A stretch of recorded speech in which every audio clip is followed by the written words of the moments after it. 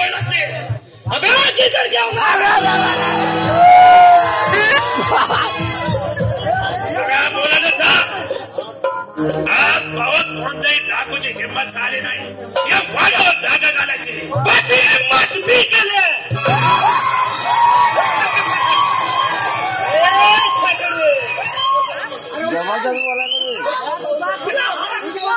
अरे जवळ आवाज पुसला त्याला.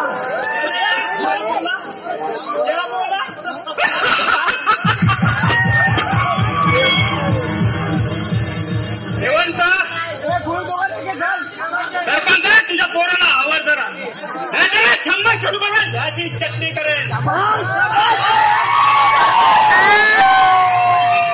अरे प्रताप तू कधी डाकू ईश्वराचं नाव ऐकलंस काय? म्हणजे तूच का तो ईश्वर डाकू?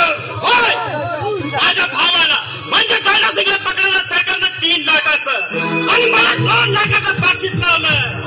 उद्याचे 5 लाखात होईल फक्त तुझ्या वाढवून चरणा घातला म्हणून.